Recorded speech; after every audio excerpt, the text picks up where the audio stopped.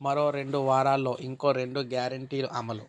ముఖ్యమంత్రి రేవంత్ రెడ్డి కసరత్తు. నేడు ఉన్నతస్థాయి సమీక్ష.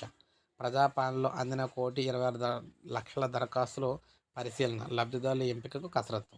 మిగిలిన గ్యారంటీల్లో రెండింటిని వారం 10 రోజుల్లోగా అమలు చేయాలన్న పట్టుదలతో సీఎం రేవంత్ రెడ్డి ఉన్నారు. 500కే సబ్సిడీ గ్యాస్, 500కే సబ్సిడీ వంట గ్యాస్ సిలిండరు, 200 యూనిట్ల ఉచిత విద్యుత్ హామీని అమలు చేసి విపక్ష పార్టీలు నోళ్లు మూయించాలన్న నిర్ణయానికైతే ఆయన వచ్చినట్లు తెలుస్తోంది.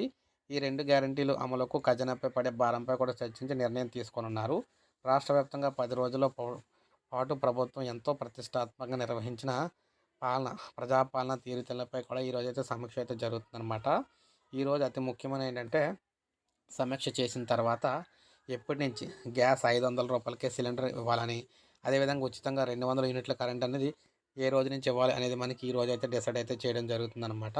డిసైడ్ చేసి చెప్తారు. మరొక 2 గ్యారంటీలు అయితే అమలు కాబోతున్నాయి తెలంగాణ ప్రజలకు. రేషన్ కార్డు ఉన్న ప్రతి ఒక్కరికి ఇది ఒక బంపర్ ఆఫర్ అనమాట రేవంత్ రెడ్డి గారు ఇచ్చింది. ఒక లైక్ చేయండి, సబ్స్క్రైబ్ చేసుకోండి. పథకాలకు సంబంధించి పూర్తి సమాచారం మన ఛానల్లో అందించడం అయితే జరుగుతుందన్నమాట.